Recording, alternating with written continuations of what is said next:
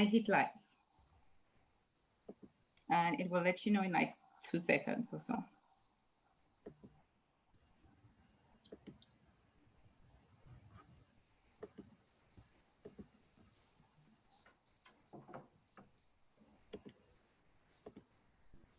So good evening. We're back for another session of COVID-19 Conversations, number 13, and we're actually going to talk about COVID once again. The moderators, as usual, are Dr. Meyer Williams and myself, Dr. Allison Myers. So where are we now with the total number of cases in the US and in the world with COVID?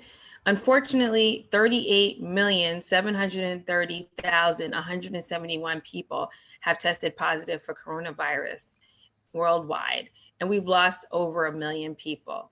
But thankfully, most people have recovered.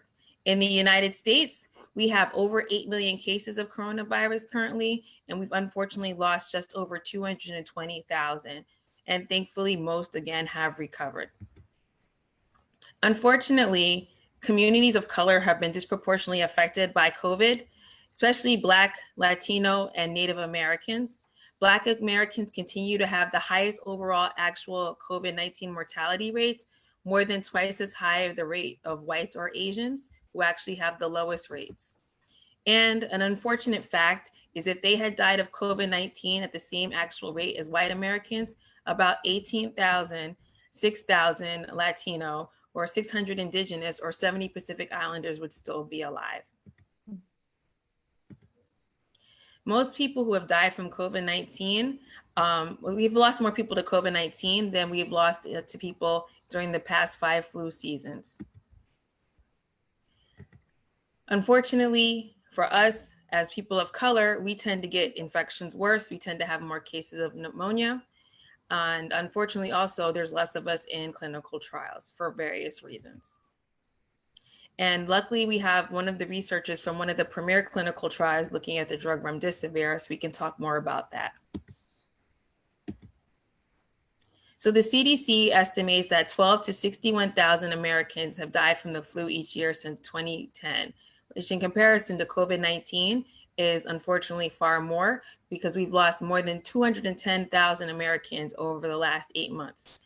Both diseases are highly contagious, but they're caused by different viruses. Across the country, more than 30 states have reported more COVID-19 cases in the past week than reported previously. We've also seen quite an uptick here in the New York City area as well. And what's happening is that drier conditions, people spending more time indoors, and people interacting for religious holidays, upcoming Halloween, obviously is also of concern. We also have concerns about what's happening in research, and that's why, again, we're happy to have one of the researchers on our show this evening to talk about who is being in these, who is being tested in these trials.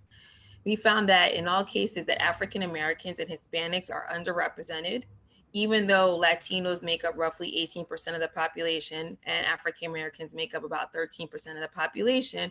They only make up 11 and 8% respectively of the drug trial being marketed currently by Pfizer. While 49% of Americans overall say they plan to get a COVID vaccine, 20% flat out said they would not. And Black Americans are more likely to say that they would not get the vaccine if it became available. And we also know for years that unfortunately people of color have endured being placed in drug studies where unethical things have been done. Very often we reference Tuskegee, but there have been many others. So that always plays a role as well in enrollment in studies.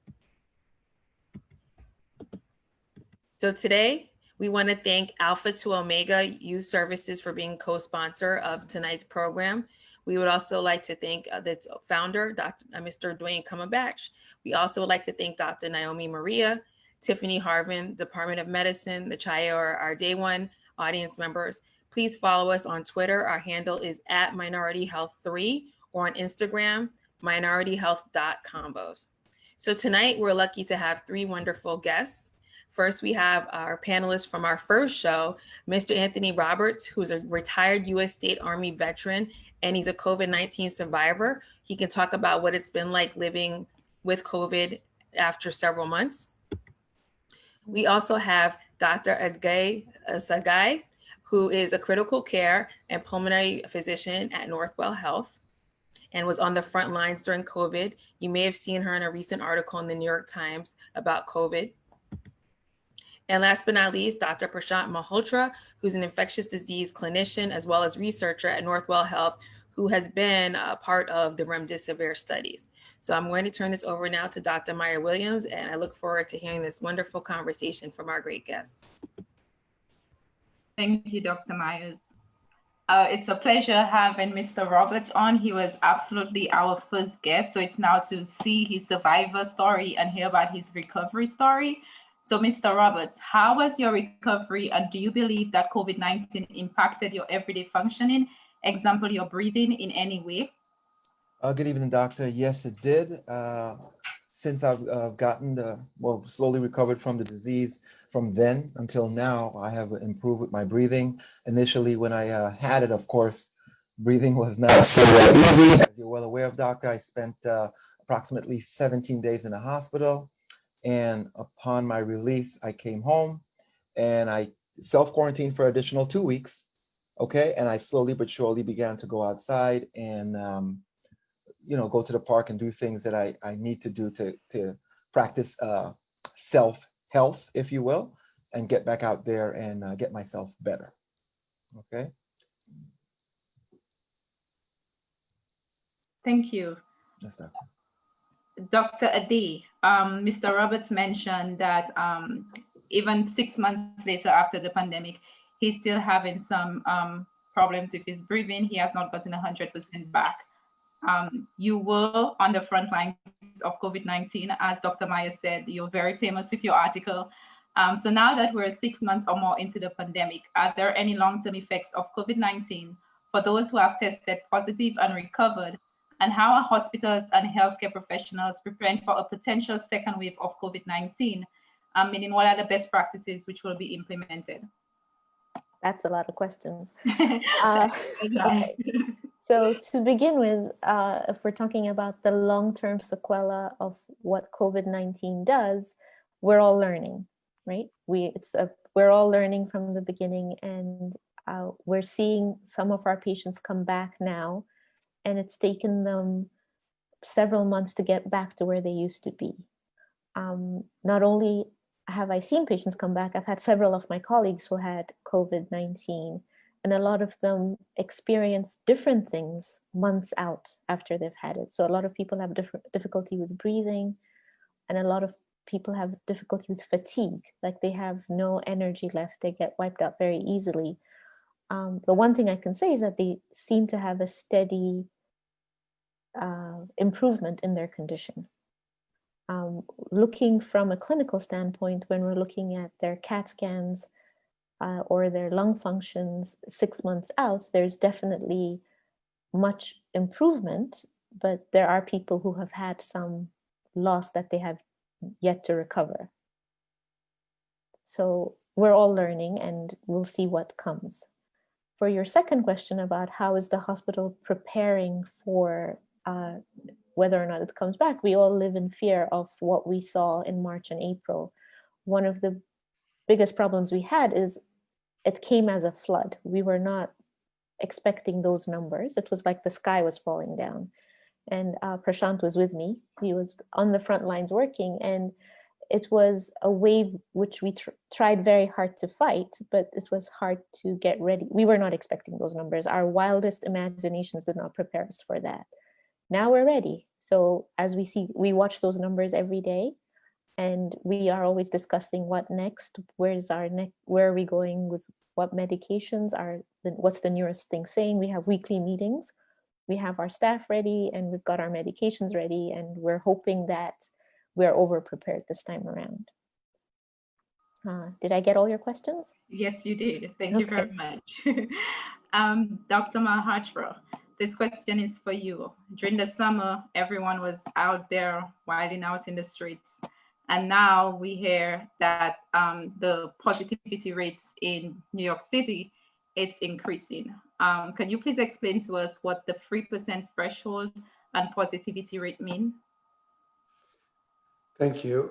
So when we talk about positivity rate, what we are talking about is if you do tests on, say, 100 people, how many of them give us a positive result for having the COVID virus? Now, just having a positive result may not mean that you have an active infection. However, in most cases, it does imply that the infection is recent, because most people, when we do a test, after a little while, it turns negative. So, initially when this started, we had issues with availability of the testing, but thankfully that has been ramped up. So tests are much more easily available. So anyone who was exposed to a COVID patient, or anyone who has symptoms, or in certain cases, say you traveled somewhere and there may have been a potential exposure, we are able to test those people, and we think that the testing numbers are close to adequate, or where we want them to be. So based on that, the public health people and the authorities basically decide at what number do we think that the transmission rates are low enough to be safely doing certain activities. For example, for schools to be open, for example, indoor dining in restaurants to be open, for example, for people to have congregations greater than, say, 20 people or 50 people. And so these numbers are not really like based on some very fancy clinical trials or very fancy mathematical modeling. To some extent, they are arbitrary, because could 3.5 or 4% be the magic number? That is very possible. But what they decided was, at a particular number, if the rates are lower than that, meaning there is not widespread COVID disease in the community, we feel that the measures we are taking in the form of masks and social distancing may be adequate to control the virus, so that there is no increase in the numbers. So that number was decided as 3%. And the 3% number really that you're referring to, that's the number they decided that if the numbers start going above that, they will start moving back some of the openings, and maybe like close schools, or maybe limit the number of people who can get together, or the number of people who could sit, or whether you could have indoor dinings. So in short, basically, if you have widespread disease, you do not want people getting together. If you have limited disease, till we get the vaccines, maybe people could, with social distancing as well as masks, be together and still be safe. And that 3% or those numbers are basically geared towards making those decisions. Okay, thank you. And now that the numbers are increasing, Mr. Roberts, for somebody who previously had COVID-19, this might be anxiety inducing. So what are you doing to protect your mental health, especially now that we're approaching the flu season and COVID-19 is on the rise? Well, since we're approaching the flu season, the Department of Veteran Affairs sent me a little card, and they authorized me to go. They encourage / authorize me to go early to get my flu shot. I will take that, and I will follow all the set guidelines / protocols, like going out, wearing a mask. I do have anxiety. Like when I go, I try to go to the park and I run daily, again, to practice self-health. And the few weeks when I came out, like I was running, and my first time I ran, my mile run was like at 22 minutes. Now I'm down to the 9s and the 10s. So that tells me, okay, I'm doing better, but that doesn't mean I'm Superman. I have to, again, follow all the safety protocols and the guidelines by the state and local authorities. And of course, whatever we see on the televisions and stuff, following all the protocols, following all the guidelines, washing the hands, wearing the mask, because again, I do have anxiety because I don't want to get it again. I don't know if the science is still in its infancy in regards to COVID, and I don't know if I could get it again. If I get it again, I just have a fear, doctor, that it could wipe me out this time. I got tested, pardon me, 4 times since I came back from the Veterans Hospital, and I tested negative every time. I also did the antibody test, and they said I had the antibodies. But then again, I'm not a doctor, of course. I don't know. You guys know, again, the science is still in its infancy, so I don't know. So I do have the anxiety, but I try to use the hand sanitizer. I wear the mask. All the clothes, when I come from outside, I put it to wash and stuff, just to make sure I don't invite the virus back into my body. So again, I do have anxiety, doctor. I'm not too sure what's going on, but I try to get out, try to live life, but living very cautiously, doctor, in all honesty. Thank you for that, Yes, doctor. Mr. Roberts. I think you raised some very valid points. I don't have this question down, but I'd like to either Dr. Malhotra or Dr. Adi to address that. Like if a patient comes to you, like Mr. Roberts is now saying, and this person has anxiety and is very scared about, possibly contacting this virus again. Can the individual contact COVID-19 a second time? And what would you tell the individual who's worried about probably catching it again? Ade, you want me to take this? Go ahead, yeah. Okay. So I just want to give you a little bit of a background on this. So once we get exposed to any disease-causing agent, whether it's a bacteria or a virus, our body forms defenses against it. And to simplify things, the soldiers that we form are called antibodies. So those antibodies, they can basically form and stay in our body for a little while. How much that little while is, we do not really know very well. Most people think it may be in the range of 3 to 4 months. There is a second line of defense in the form of certain kinds of white cells called T cells. And what these cells do, they have the capability of forming those antibodies again when somebody was to be exposed to the infection. So you have those antibodies which are already active, and you have these cells that can form the antibodies again if you're exposed. Now, most natural infections will give people a certain degree of immunity against reinfection, meaning if you get an infection, you are protected to some extent against that infection from happening again. How good that protection is really not clear. In a lot of diseases, for example, the common cold, people can get 6 to 8 common colds even a year, or 6 to 8 viral infections a year. And the reason for that may be one, that protective immunity that we have may not be foolproof or may not be completely 100%. Second, the virus could change to some extent. We call that mutation. And when the virus changes a little bit, whatever tools we have to fight that infection may not be or may be effective partially or only to a certain extent to it.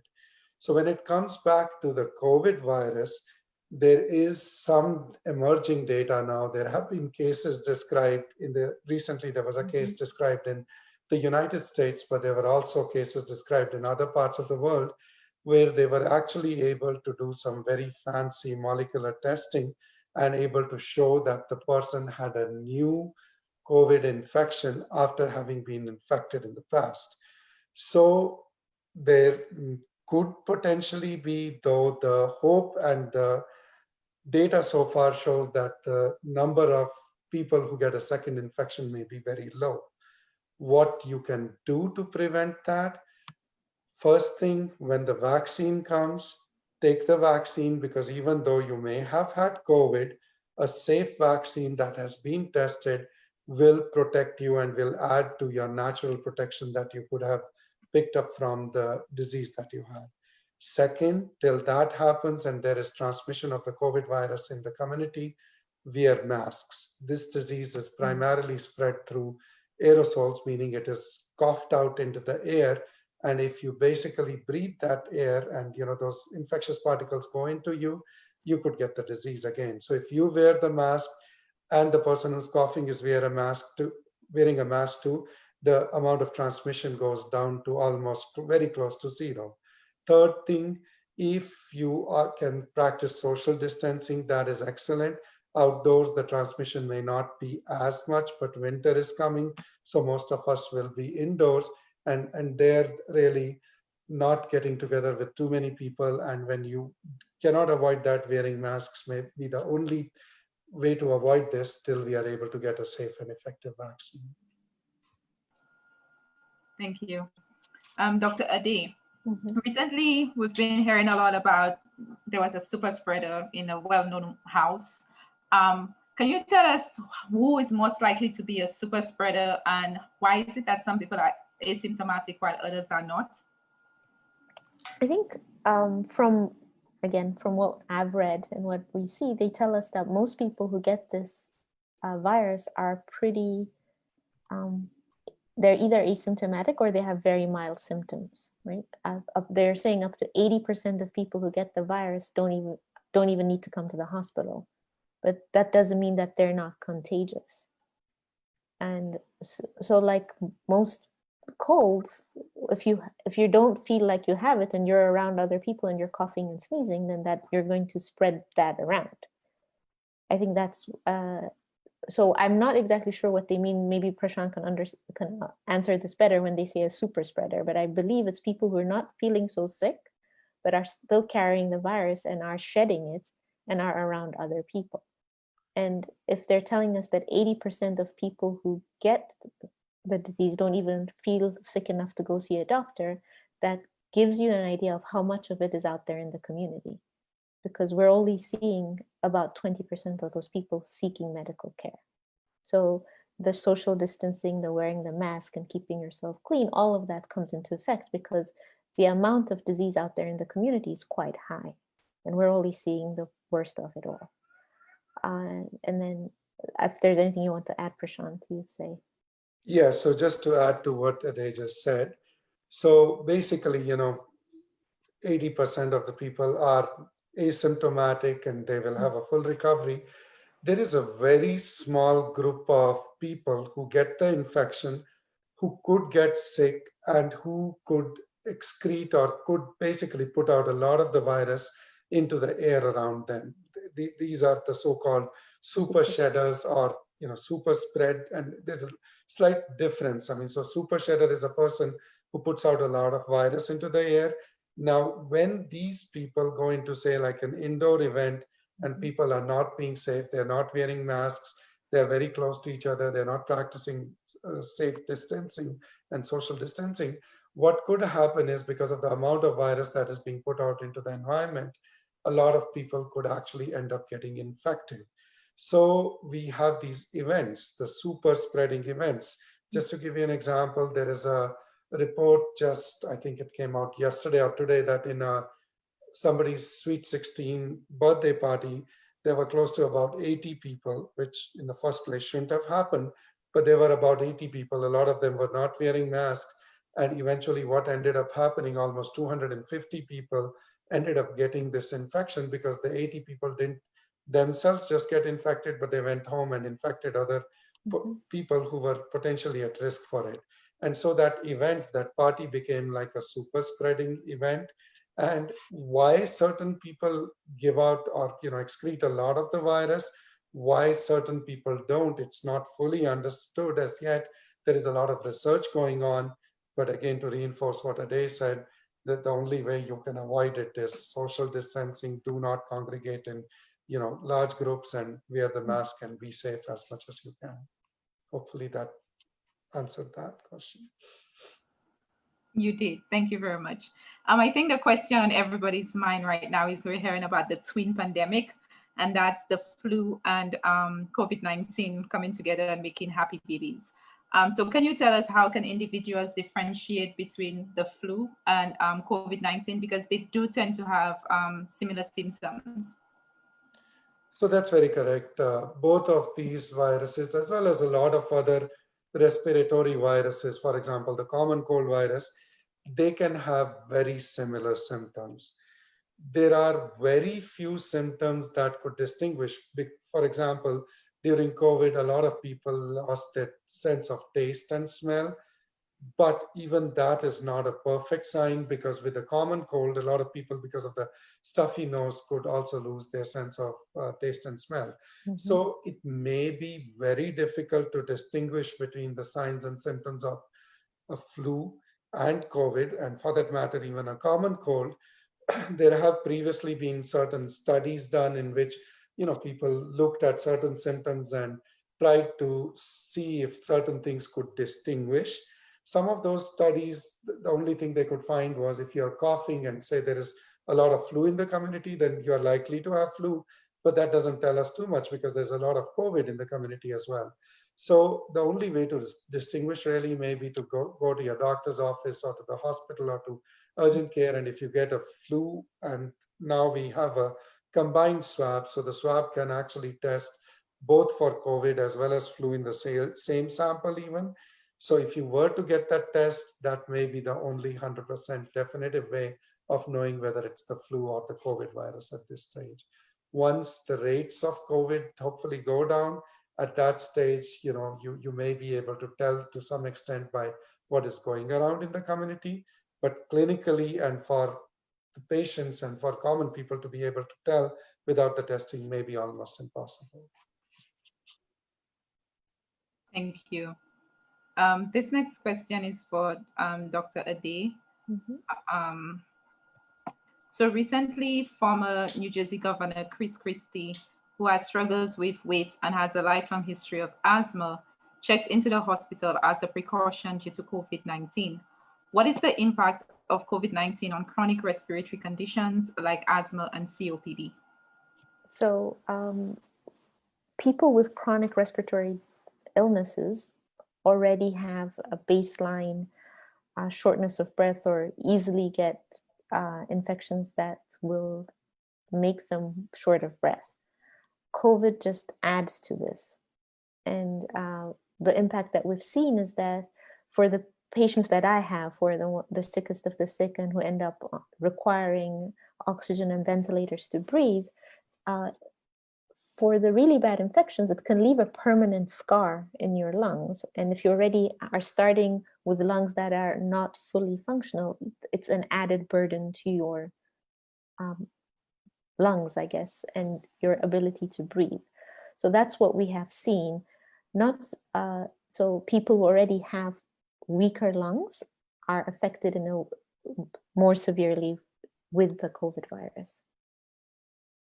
So, but in terms of checking into a hospital, it's not something that's commonly done, right, as a precautionary measure, because you are putting yourself at risk for picking up other infections when you're in the hospital. Okay, thank you for that. Mr. Roberts, as somebody who was previously infected with COVID-19, what advice would you give to anyone who is probably infected right about now? If I would just give advice as a person who had the virus before is pay attention to what be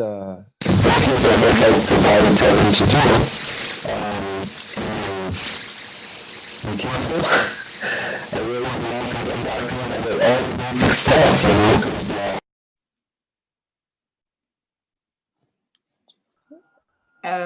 I think apparently you're having technical difficulties. So maybe you can ask the question again, Dr. Williams, and see if Mr. Roberts, we can pick him back up again. Okay. Can you hear me? I'm sorry. No, there's something wrong with your audio. And now you're on mute.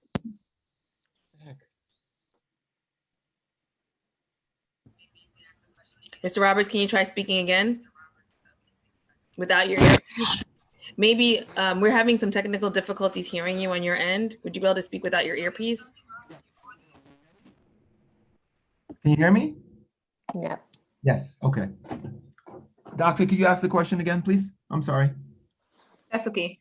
So you were previously infected with COVID-19, and there are some people who are currently infected with COVID-19. What advice would you have for these individuals who are going through it right now? Okay, doctor. Yes, if they're going through it right now, of course, they have to follow what their healthcare provider instructs them to do. Because at my age, when I got it, of course, I had certain medications that I had to take. Okay, so obviously with the different age group and different pre-existing conditions, someone might have different medicines that he or she has to take. Okay, what I would tell them is to, of course, practice the self-isolation slash quarantine, because you don't want to give it to anyone, or if someone else that you're around might have some other type of virus, you don't want that to hit you while you have, pardon me, while you have the coronavirus. So be careful, follow all the directions given to you by your healthcare provider, doctor. That's it. wear your mask, hand sanitizer, wash your hands, follow everything, doctor. So you could just slowly but surely recover. Thank goodness I did. So, and I've been taking precautions since then. I'm still, doctor, on a regimen of vitamins that my doctor has given me from the VA hospital, and I take it daily until she tells me it's I don't need to take it anymore. But that's what I'm doing now, doctor. Thank you very much, Mr. Roberts. Okay. This question is for Dr. Malhotra. It's a very long question, so I'll ask it in various parts. So the first one is, can you explain to us what a clinical trial is? Okay, so when we do a clinical trial, what we are trying to do there is to establish if a medicine actually works in treating a particular disease or not. And sometimes it's a medicine, sometimes it's a test, sometimes it could be a management strategy. But the whole idea is that, somebody might get a medicine and just improve by chance. And since you want to eliminate that and be sure that it's because of medicine and not by chance that somebody improved, you do a clinical trial. Typically in these trials, what we will do is we will take people and we will divide them into two groups. One group will get that particular medicine or that particular, we call it an intervention, but it might be something like a blood pressure machine. It could be a diabetes sugar checking machine, and they'll get the actual thing. The other half of that group will get a dummy, or what we call a placebo, meaning it's not a real medicine. Now, ideal or the best trial will be something in which everyone is blinded, meaning the subjects or the patients don't know whether they're getting the real medicine or the dummy medicine.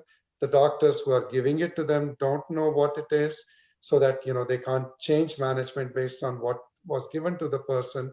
The person who's looking at the result doesn't know who got what, and there is only one person who actually knows this, so that when the results finally are put together, then without any bias, they can truthfully report whether it was the medicine or that intervention that helped helped alleviate that disease, or whether it was just by chance.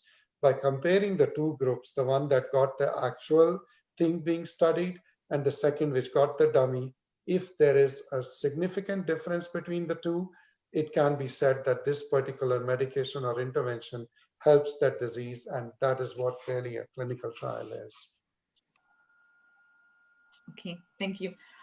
So what is the process under which a vaccine is developed, and how different, if at all, is the clinical trial for a vaccine for COVID different from other vaccines such as the flu vaccine?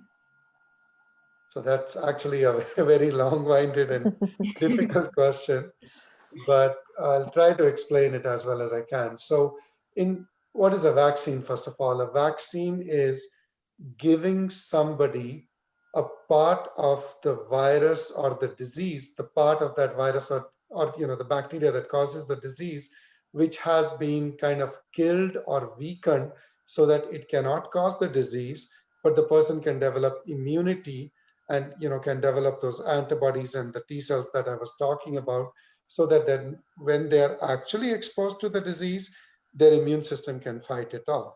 So in the process of vaccine development, the first process is people study the particular virus or bacteria in a laboratory, find out what part of it could be used as a vaccine.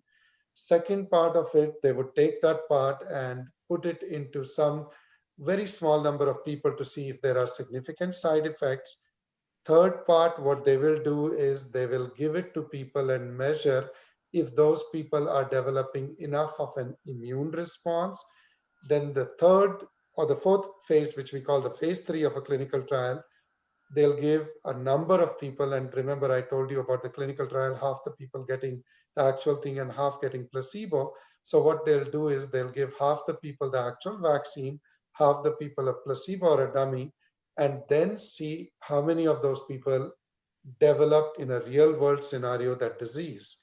If enough of the people in the vaccine group and a significant number more than in the dummy group were able to be protected against the disease, the vaccine is thought to be successful. at which point it is submitted to the regulatory authorities like the FDA, where there are scientists who do this for a living, and they look at all the data and decide, one, is this vaccine safe? And two, can this vaccine give enough of protection against the disease? We call that the immune response. And if they agree that that is okay, then they will license the vaccine and then people can get the vaccine. Now, the normal process takes an average of 10 years to develop a vaccine. Fastest we have done till date is the mumps vaccine, which took about 4 years. With COVID, because of the fact that this is so widespread and because it's affected the whole world and pretty much brought our life to a standstill, they want to do it in a record speed. They want to do it instead of the 10 years or the 4 years in 12 to 18 months. And they poured a lot of resources. They put so much money into this, almost last count about $7 billion to just develop this particular vaccine. There are about 250 vaccines in various stages of development all over the world. So what's different as far as the COVID vaccine goes from, say, the flu vaccine, really is the fact that the speed is unbelievable. They've named it the Operation Warp Speed, and anyone who's a Star Trek fan or Star Wars fan knows what warp speed is. You basically go and you come out in a different galaxy, and that's actually a very good similarity over there because it is being developed at that kind of a speed. So, that's really the main difference. We are trying to compress the normal development process into as short a time as is possible. Can I just add one thing to that? Sure. The SARS-CoV-2 that we're seeing is a cousin to a couple of other viruses that had come through before, right? We're calling it COVID-2. There was MERS, there was SARS before. So they have had a jump start. It's not like they're starting from scratch. So they're a little bit along the way from the 10 years that started trying to do it, and then that stopped because the other viruses kind of calmed down.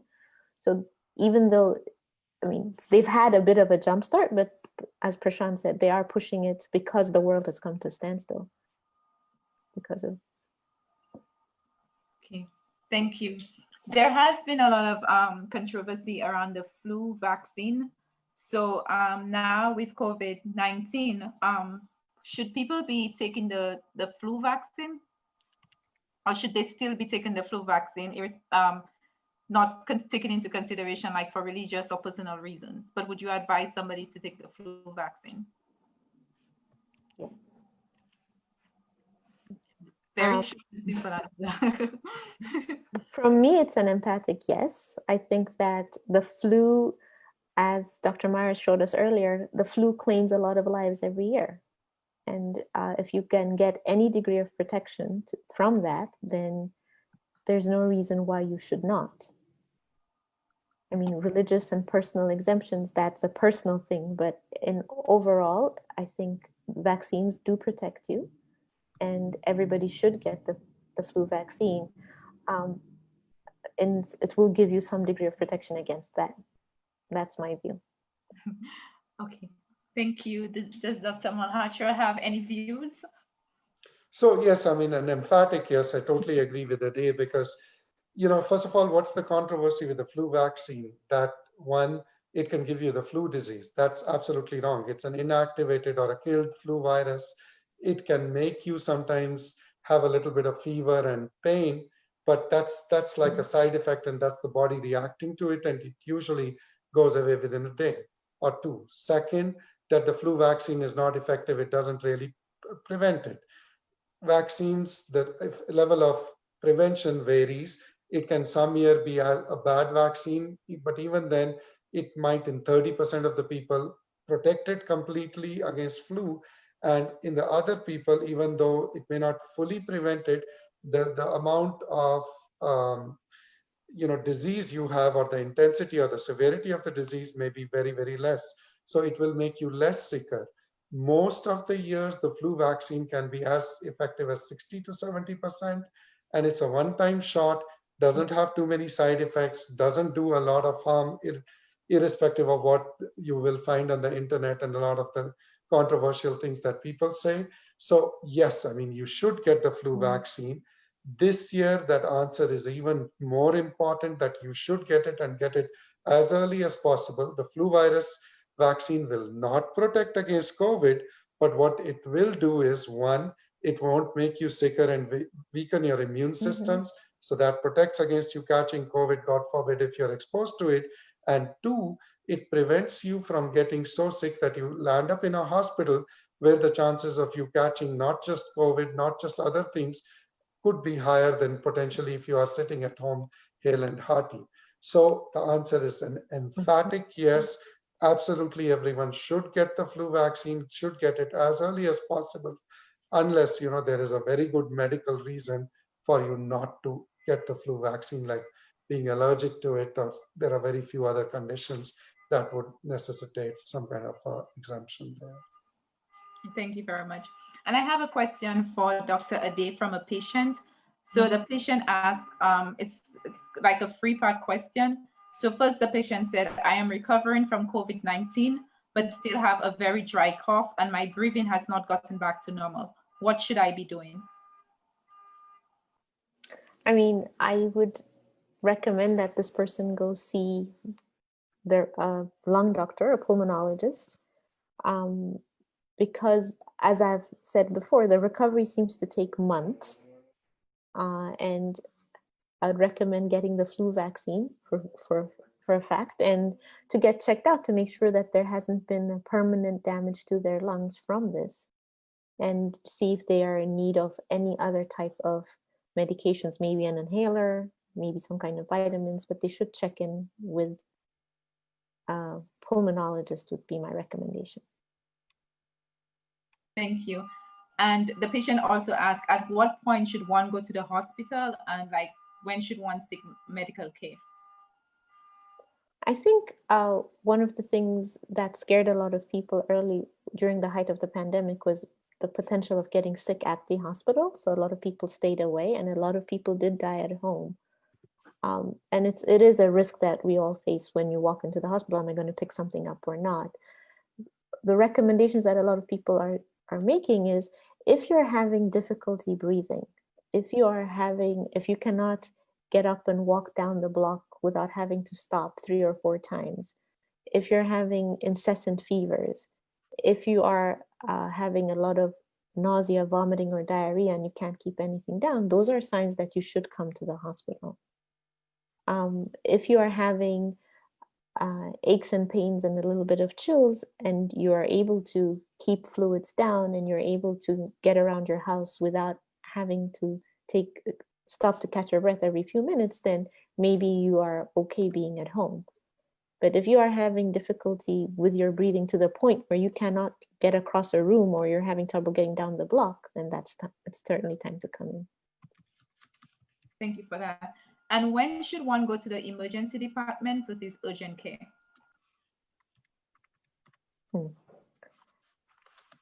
That is a hard one for me to answer, considering that I work in an ICU, which is, I think that,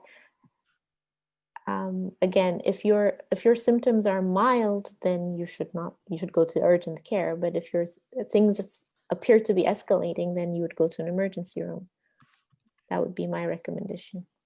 Okay, thank you. And while I still have you, I believe that a lot of individuals, we started hearing reports that a lot of individuals were going to the hospital, such as like Mr. Roberts himself, who was a very, healthy young man.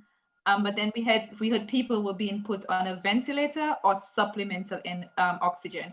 So when would somebody be placed on a ventilator versus supplemental oxygen, and how does a ventilator help? So when we talk about supplemental oxygen, we're talking about anything from those things that go in your nose that give you a little bit of oxygen, all the way, even on a ventilator is also another way of giving supplemental oxygen. We decide on what a patient will need based on their patient's symptoms and based on the oxygen level that we are able to measure in the patient. we did a lot of things to help to mitigate people needing a ventilator, because going into this back in March, all the numbers that we had from our people reporting from China and Italy and even from Seattle was that once you got to the point where you needed a ventilator, the likelihood that that person would die was high. So we did a lot of things to prevent someone from being put on a ventilator. Now, we don't put someone on a ventilator unless they need it. And that's determined again by the fact that someone is having a lot of difficulty breathing. And that means that their lungs are not able to supply their body with oxygen on their own. And that we are using a machine to help you breathe, or we're using a machine to deliver oxygen into your body and to take away the carbon dioxide, which is the waste product of breathing that your body produces. So that is what a ventilator is. It's something to support your breathing until your body can recover. However, ventilators are also dangerous if they're not used properly. And it's a last resort that we use for someone who is having trouble breathing. We have a question on the chat. Somebody who had COVID said they volunteered to give their plasma for testing, and they want to know if that was a good idea. And maybe we could talk about why the plasma might have been used in convalescent plasma treatment. So I'll go first, and then Prashant, you can add.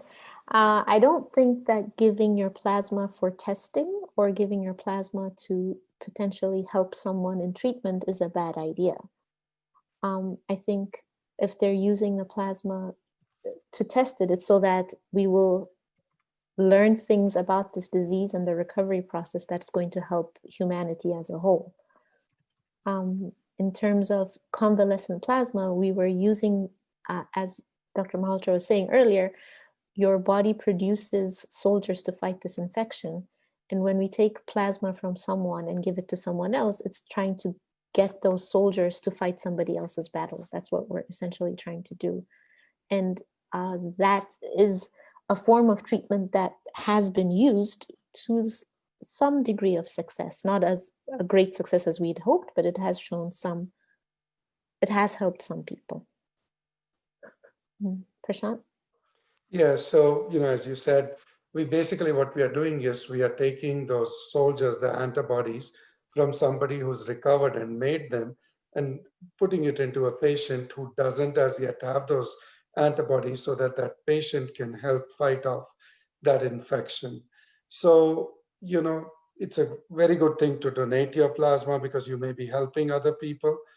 Only issue with that is it gives us a very temporary immunity. So I'm talking about the person who receives the plasma, because that person has to make his or her own antibodies, and that is a little more permanent.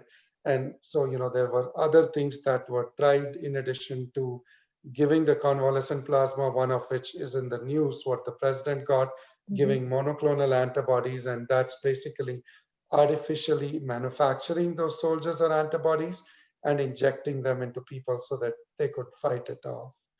That was the principle behind it. Thank you very much. I hope that answers your question, Mr. Roberts. And that's a very good segue into the star of the night with Dr. Malhotra. And I've been dying to ask you this question because you've done the remdesivir trial. You're on that. And I'm going to read what your findings are, and I would like you to explain it to the general public. And also, it's a 3-part question, so I'll take it. I'll attempt to go slow.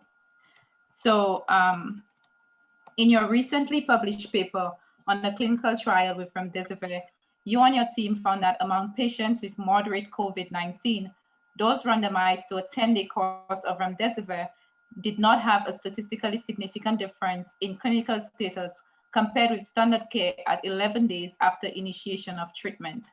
Patients randomized to a 5-day course of remdesivir had a statistically significant difference in clinical status compared with standard care, but the difference was of uncertain clinical importance. Can you explain to the general public what your study findings mean? So, it may be a very difficult thing to explain. And I'll preface it by saying that remdesivir, I was a small part of this trial, and there were 4 other trials that were concurrently being done. This was in the patients who were not as sick as some of the other patients. But let's jump into the findings that you reported. So the trial that I was a part of gave people either 5 days of remdesivir or 10 days of remdesivir, or they were not given any remdesivir, but whatever else was the standard of care, meaning whatever else we thought could help, they were being given that. Now, when we say 5 days and 10 days, it was up to 5 or 10 days, meaning if they got better earlier, then they could stop and basically the person could be discharged home if they were feeling good enough for that. So when we look at the 5-day group, the people, most number of people, we call that the median number. 5 days was the median duration of treatment. When we look at the 10-day group, the median duration was 6 days actually. So even though they were randomized or they could have gotten up to 10 days, most people ended up getting only 6 days. And part of the difference in what the final results was because one group was actually getting 5 days, the second was getting 6 days, and the third group was not getting anything. Now, to the second part of your question, there was a difference in the findings, but what is the clinical significance of it? So remember, we were in the middle of, I would characterize it by utter chaos during the parts these trials were being done. So what they did in this particular trial was they initially thought how we will measure the success of this particular trial is by seeing how many days were these people in the hospital or the day they were discharged. But then they found that hospitals were overwhelmed, people were being discharged, some people were not even being admitted. So then they shifted somewhat before this trial started, the primary endpoint or what they were measuring. And what they measured was actually what we call a 7-point ordinal scale. And it's hard to explain, but I'll try my best here. And what it does is it assigns you a score every day while you are in the hospital getting this medication. The score can range from 1 to 7, and it depends on, say, the worst score, somebody dies unfortunately, and that may be a 7. The best score is the person gets better, gets a score of 1 and is home. In between, the other points may be you're in the hospital but nothing COVID related. You're in the hospital related to the COVID but not requiring oxygen. You're in the hospital because of COVID requiring oxygen, and the oxygen is a little bit. You're in the hospital requiring oxygen and the oxygen is a lot. As Dr. Sige said, it could be what we call high flow or certain other modalities. And then the second last point would be you were in the hospital, you had bad COVID and you were requiring a mechanical ventilator. So what they actually measured was there a difference of at least 2 points between, when you started to the end? And if there was a difference of 2 points, they thought it was a significant enough difference. However, think about it. If you go from being in the hospital to going home, that's a great thing. If you're in the hospital, you go from not requiring oxygen to requiring a little bit of oxygen. It may not make a huge difference to the patient. And clinically, there may not again be that much of a difference. And if you go from, say, requiring oxygen, being in the hospital or being on the ventilator to the patient dying, that is a humongous difference clinically. But in the ordinal scale, it was a difference of only 1 point. So when they reported the results, there was a statistically significant in the 5-day arm on the ordinal scale between the people who got the medication and the people who were on the standard of care. But when they looked at the 10-day arm, there wasn't. And because this was reported as the ordinal scale, they said that we cannot really tell how well the clinical difference was, because to do that, there is a lot of other things that they should have measured and that could be measured, but because of the way the pandemic was and the way these designs had to be kind of modified, they could not. Now, in one other remdesivir study, which was the ACT-1 study to which I wasn't a part of, they actually looked at only the patients who were on the ventilator. And there they basically looked at the patients who were on the drug versus people who were not given a drug. And they did find a statistically significant clinical difference as well. Sorry, that was a little long, but hopefully I was able to explain what the difference there was. So I just want to say thank you to our three panelists. I think there was a lot of great food for thought. I think from Mr. Roberts, the take-home message is that COVID-19 is something that even though you recover from, you can still have long-term effects from it, whether it be shortness of breath, fatigue. I personally do have patients as well who had COVID in the spring, and they still have issues with shortness of breath or fatigue as well, chronic chest pain. Some people lost a lot of weight.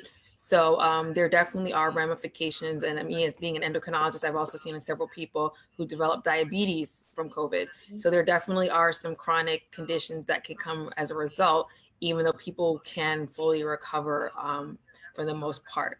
I think some of the other important take-home things that we learned from our wonderful doctors is that immunity may only last for 2 to 3 months. So if you had COVID earlier this year and you had positive antibodies, it's very possible that as we enter this second wave, there's the possibility that you may get it again. But as mentioned earlier, we have antibodies which may be able to fight it. So you may not get it as strong as you had it the first time, or depending if it's mutated or a different strain, you may get it worse. So it can go either way. So what's important is that people continue to wash their hands, wear their mask, and socially distance themselves. You can't look at someone and tell if they have COVID or not, because there are a lot of people, I think we were told 80%, who could walk around completely asymptomatic. So it's important that we socially distance with everyone and we're socially responsible, because we already know that our old elderly patients, our friends and family who have comorbid conditions such as obesity, sleep apnea, diabetes, are more at risk for developing the more severe cases of COVID, which unfortunately can end up with people being hospitalized and potentially ending up on ventilators. However, for the most part, that shouldn't happen. Most people can be treated safely at home with follow-up with their primary care physician. So I think that's a really important thing to note, that everyone who is sick with COVID does not have to go to the emergency department. It's the people who have severe breathing issues, or maybe they have a lot of really uncontrollable fever. Those would be the symptoms to look for, where you would go to the ER. But if you just have a cough, you probably can stay home and be treated symptomatically with the care of your primary care physician. And a lot of doctors these days are using telehealth, so you can actually do visits from home, because it's understandable that people are scared to go see their doctor because they're afraid. But most doctors are screening and have a lot of things implemented in the offices to prevent people from getting sick. Social distance waiting rooms, not allowing guests to come in. So that shouldn't be a deterrent for you to get the care that you need. Another key point that I want to stress, and I gave about 5 or 6 flu shots today, get a flu shot. Although we don't have a COVID-19 vaccine as of yet, we have a wonderful flu vaccine. And last year, before COVID hit, there were hundreds of thousands of people who actually passed away from the flu. So it's very important that we get our flu vaccines, get them now, because flu can start coming around here in the fall. So like I said, I gave out about 5 or 6 this morning. So I encourage everybody, and it will not protect you from COVID, but we did see in the hospital that a lot of people who had COVID did have other infections. So you want to decrease the risk of getting even sicker, please get your flu shot. And then there are multiple therapies on the horizon, but we still do not, unfortunately, have a cure for COVID. But hopefully with the work of people like Dr. Malhotra and other scientists that are working on treatments, we eventually can have a cure. But despite what some people are saying in Washington, we do not officially have a cure as of yet. And a good vaccine probably should take about 10 years, not 10 seconds, as they're trying to push in this campaign season. So again, I would like to thank Mr. Roberts, Drs. Malhotra and Zagai. I appreciate all of you, and we will see you back in 3 weeks. We're taking a break in 2 weeks. We'll see you back the first week of November, which is Diabetes Month, and we will talk about diabetes and COVID. Thank you, and have a good night, everybody. Thank you, doctor. Good Have a nice night, night. everyone. Thank you. All right, Bye. goodbye. All right, bye-bye.